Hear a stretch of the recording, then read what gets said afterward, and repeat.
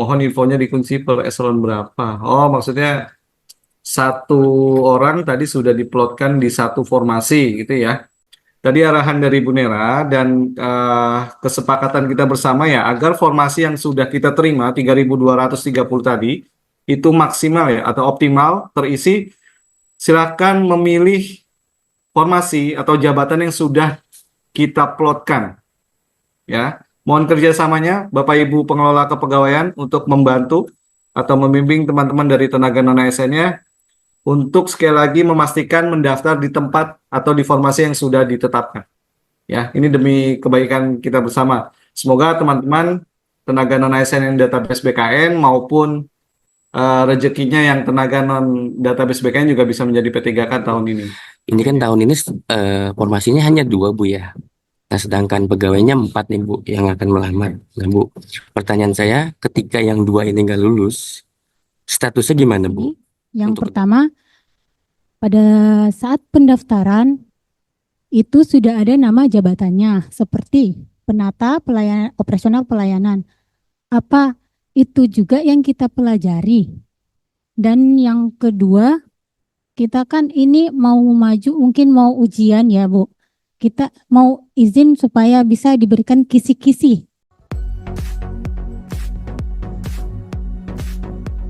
Perbedaan XTHK 2 sama yang masuk ke dalam database BKN. Jadi XTHK 2 ini merupakan pegawai tenaga non ASN yang sudah lama banget. Waktu itu tahun 2015 pengangkatan otomatis atau secara langsung dari tenaga honorer yang ada di lingkungan instansi pemerintah langsung menjadi CPNS yang ada di dalam database BKN. Ini adalah tenaga non ASN yang kami data pada tahun 2022. Terus selanjutnya bagaimana mengurus ijazah yang kampusnya sudah tutup, sementara ijazahnya hilang atau ijazahnya terbakar atau apalah. Ini sebenarnya pertanyaan yang terlambat ya saya pikir ya, karena gembar-gembor terkait dengan pengadaan P3K ini sudah lama sekali kami gembar-gemborkan. Untuk segala persyaratan ijazah atau apapun itu yang menjadi dokumen wajib untuk proses seleksi administrasi harus segera diurus kalau seandainya terdapat kendala-kendala seperti ini salah satunya ya. Tapi saya pikir masih bisa diurus ya, walaupun kita belum tahu nih apakah sempat nanti mengurus ijazah ini sampai dengan tuntas atau tidak. Terus yang ikut CPNS yang usianya masih di bawah 35 tahun dan tidak lolos nanti bagaimana? Statusnya seperti di dalam pasal 66 tahun 2023 ya. Ketegasan terhadap teman-teman semua, ketegasan terhadap pimpinan unit kerja. Kalau statusnya tidak lulus nanti otomatis tidak menjadi, namanya tidak akan tenaga non ASN ya, karena di Desember 2024 tidak ada lagi, setelah itu tidak ada lagi istilahnya tenaga non ASN. Apabila unit kerja masih membutuhkan pegawai terkait dengan output kegiatan, itu dapat dilakukan dengan mekanisme PJLP. Nanti dikoordinasikan ke teman-teman Biro Umum dan PJ. Karena masih bekerja di instansi pemerintah, kami persilakan untuk mendaftar ya, dengan syarat tadi yang sudah saya sampaikan. Kami persilakan untuk mendaftar ke P3K.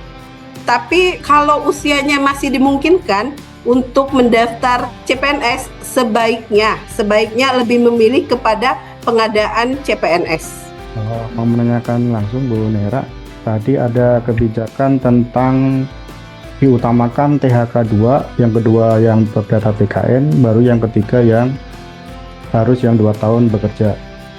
Nah, jika terjadi misalnya THK 2 mempunyai nilai yang lebih rendah dari yang BKN misalnya, apakah itu yang akan lulus terlebih dahulu yang THK 2? Terus yang kedua, jika tidak lulus P3K dan kemudian menjadi PJLP, apakah nantinya bisa untuk yang P3 ke paruh waktu itu Bu? Terima kasih. Tadi sudah saya sampaikan ya, ini adalah kelulusan P3K tahun 2024 ini berdasarkan berurutan atau skala prioritas. Jadi yang diprioritaskan pertama kali adalah THK 2. Walaupun nilai THK 2 terus tenaga non-ASN yang masuk ke dalam database BKN yang lulus terlebih dahulu walaupun nilainya lebih rendah daripada tenaga non-ASN yang terdaftar di dalam database BKN, yang lulus adalah THK 2 terlebih dahulu. Tapi jika masih ada formasinya, maka yang lulus kemudian adalah tenaga non-ASN yang masuk ke dalam database BKN. Untuk kelulusan selanjutnya, kalau masih ada formasinya, ya, yang lulus selanjutnya adalah tenaga non-ASN yang sudah bekerja 2 tahun secara terus-menerus. Itu untuk kelulusan berdasarkan skala prioritas. Nah, bagaimana jika jika tenaga non-ASN tidak lulus? Apakah dapat menjadi P3K paruh waktu? Tadi sudah saya sampaikan ya Pak ya, kita belum akan melakukan mekanisme P3K paruh waktu karena tadi yang pertama terkait dengan kebijakan P3K paruh waktu ini juga belum jelas, belum ada kebijakan apapun itu, bagaimana mekanismenya, siapa saja yang bisa diangkat menjadi P3K paruh waktu, bagaimana nanti terkait dengan kepegawaiannya, dengan disiplinnya, dengan jam dan hari kerjanya. Nah, itu kita belum jelas. Jadi untuk saat ini tidak akan melakukan mekanisme pengangkatan P3K paruh waktu. Yang pertama, pada saat pendaftaran itu sudah ada nama jabatannya seperti penata operasional pelayanan. Apa itu juga yang kita pelajari? Dan yang kedua, kita kan ini mau maju, mungkin mau ujian ya Bu. Kita mau izin supaya bisa diberikan kisi-kisi.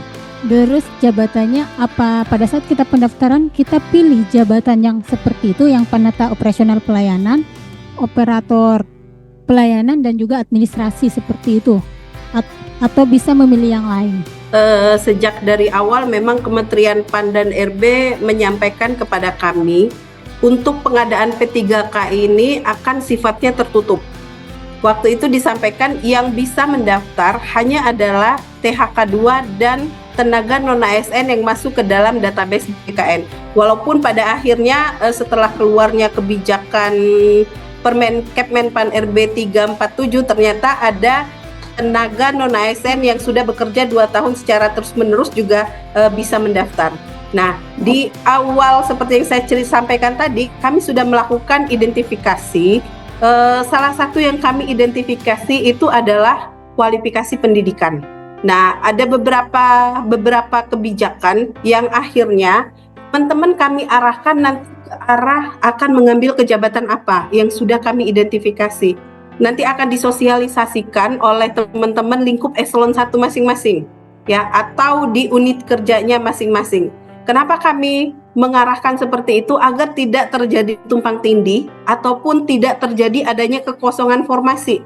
Jadi si A kami arahkan sesuai dengan kualifikasi pendidikannya, karena jabatan fungsional ini kita punya aturan Permenpan RB jabatan fungsional yang tidak setiap kualifikasi pendidikan itu bisa masuk atau melamar ke dalam jabatan tersebut, walaupun tenaga non-ASN ini memiliki pengalaman di jabatan tersebut, tapi tidak semua. Kita sekali lagi ya, kita terikat dengan aturan di aturan di Permenpan RB terkait dengan jabatan fungsional. Ya, kami paham teman-teman semua pengennya ke jabatan fungsional yang sesuai dengan bidangnya. Tapi kami mohon sekali lagi teman-teman ya, agar formasi-formasi yang sudah kita dapatkan, ya, agar apa yang sudah kita rencanakan ini, kami mohon sekali lagi teman-teman, ini bisa dieksekusi oleh teman-teman dengan tidak mengambil jabatan lain. Karena kalau teman-teman mengambil jabatan lain, sebenarnya di jabatan tersebut ketika ada THK 2 ataupun ketika ada tenaga non-ASN yang masuk ke dalam database, itu sudah kami plot untuk tenaga non-ASN yang masuk ke dalam database dan THK 2.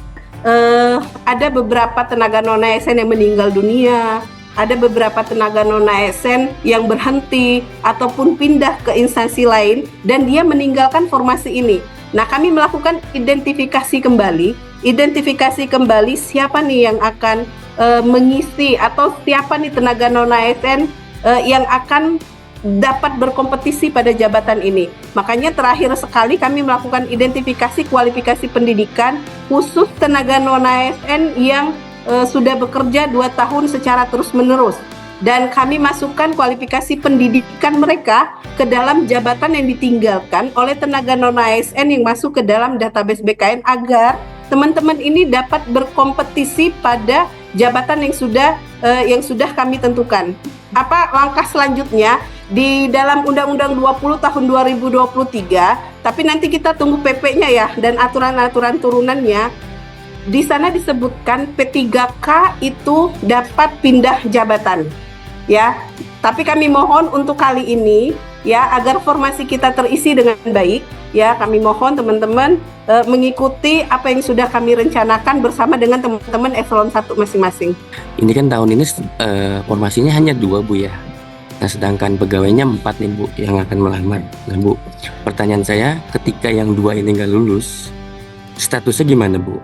Kalau tidak ada lagi namanya tenaga non-ASN setelah Desember 2024. Kita sesuai dengan peraturan perundang-undangan. Bagi unit kerja yang masih membutuhkan pegawai, silakan melalui mekanisme PLT yang akan dikoordinasikan oleh Biro Umum dan PBB. Ya, dari sisi kepegawaian tidak ada lagi yang istilahnya tenaga non ASN setelah Desember tahun 2024. Saya Rina mewakili teman-teman dari Biro Umum terkait dengan penguploadan ya. Biasanya kan kita ada penguploadan data. Yang tahun lalu yang pernah saya ikuti adalah ada masa sanggah banding apabila kita ternyata salah untuk mengupload data.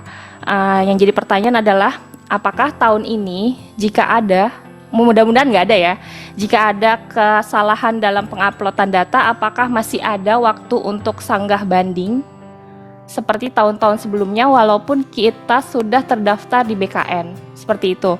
Terus yang kedua, ada pertanyaan lagi dari teman-teman security dan pengemudi di Biro Umum. Apakah mereka bisa ikut daftar P3K tapi datanya belum masuk BKN? Terus yang ketiga, ada juga yang tanya, setelah kita mendaftar, apakah ijazah itu bentuknya hard copy atau soft copy? Itu aja Bu Nera, terima kasih. Baik, terima kasih Mbak Rina ya tadi ya. Kalau kita merujuk ini, kita belum dapat jadwal dari BKN ya. Tapi kalau kita merujuk kepada peraturan perundang-undangan, masa sanggah itu akan ada setelah seleksi administrasi. Ya, tetap ada setelah seleksi administrasi itu selama 3 hari masa sanggahnya. Dan masa sanggah itu teman-teman semua ya dapat kami sampaikan, masa sanggah itu bukan untuk merubah dokumen yang sudah diupload atau memperbaiki atau memperbaharui dokumen yang sudah diupload. Makanya tadi saya bilang mohon berhati-hati dalam seleksi administrasi. Pengadaan P3K 2024 bukan pengadaan yang otomatis dari tenaga non-ASN akan menjadi P3K. Saya sudah bilang tadi tahapan seleksinya ada seleksi administrasi dan ada seleksi kompetensi. Semua seleksi, 2 tahapan seleksi ini harus diikuti semuanya. Jika tidak lolos seleksi administrasi, artinya tidak akan mengikuti seleksi kompetensi. Ya, walaupun masuk ke dalam database BKN tidak akan lulus kalau tidak mengikuti seleksi kompetensi. Untuk dokumennya sendiri yang diupload tadi ya, yang pasti soft copy ya. Nggak mungkin hard karena kami tidak menerima dokumen dalam bentuk fisik ya. Kita semua proses dokumen, proses verifikasi, proses upload itu melalui SSCASN. Dan untuk security dan driver tadi saya sudah menyampaikan, teman-teman semua, saya sudah menyampaikan untuk tenaga non ASN yang diangkat sebelum dikeluarkannya nota dinas 29 Agustus tahun 2022 itu dapat mengikuti proses seleksi dengan syarat ada syaratnya lagi. Dia bekerja di instansi pemerintah, bukan outsourcing. Kalau outsourcing kan dia pegawai swasta. ya, dia bekerja langsung seperti teman-teman PJLP. Ini yang bekerja langsung di instansi pemerintah. Driver misalkan, drivernya adalah driver yang bekerja langsung, kontraknya langsung antara driver dengan PPK. Gitu ya, ini pertanyaan dari kolom chat. Baik, di sini sudah ada yang angkat tangan nih, raise hand. Terkait dengan penguncian pemilihan instansi hanya bisa di tempat bekerja sekarang. Mohon infonya dikunci per eselon berapa. Oh, maksudnya satu orang tadi sudah diplotkan di satu formasi gitu ya.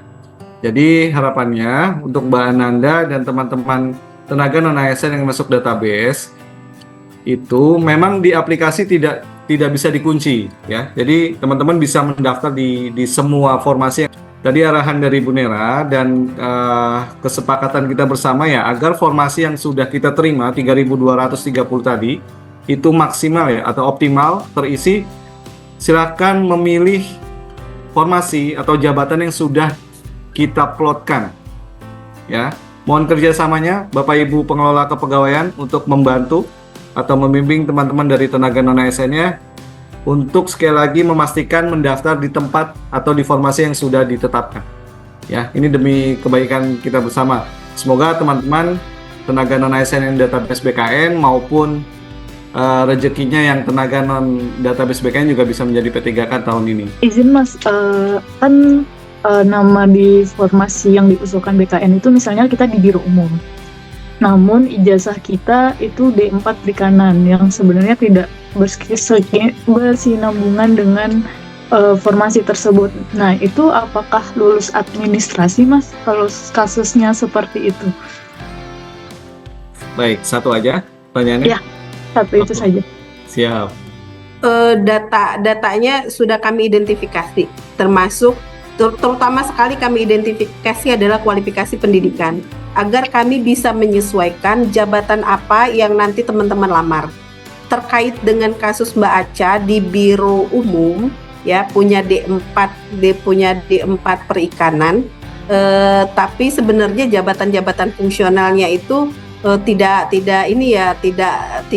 relevan gitu dengan yang ada di Biro Umum misalkan seperti itu. Nah, kalaupun tidak bisa kami plot ke dalam jabatan fungsional, akan kami plot ke dalam jabatan pelaksana. Ya, di tahun 2024 ini berdasarkan peraturan Kementerian PAN dan RB untuk P3K, untuk pengadaan P3K itu dapat mengisi jabatan pelaksana yang sebelumnya, tahun-tahun sebelumnya itu hanya dapat mengisi jabatan fungsional. Nah, kalau yang tidak sesuai, malah bahkan di tahun ini kan kita membuka formasi untuk SD, untuk SMP, agar teman-teman yang masuk ke dalam database BKN dengan kualifikasi pendidikan pada saat masuk ke dalam database BKN SD atau SMP itu juga bisa melamar. Nah, ini kita buka juga, dan nanti silakan dilihat ya, silakan berkoordinasi dengan masing-masing pengelola SDM-nya, diplot ke jabatan apa, dan pengelola SDM juga kalau ada di sini ya, kami mohon untuk segera menyampaikan apa yang sudah kita rencanakan kepada teman-teman tenaga kontraknya atau tenaga non-ASN-nya ya, biar nanti tidak terjadi kekeliruan dalam memilih formasi ya. Silakan nanti dilihat ya Mbak ya, jabatan apa yang sudah dipilihkan ketika kualifikasi pendidikannya itu sebenarnya tidak ada bersinggungan dengan unit kerjanya.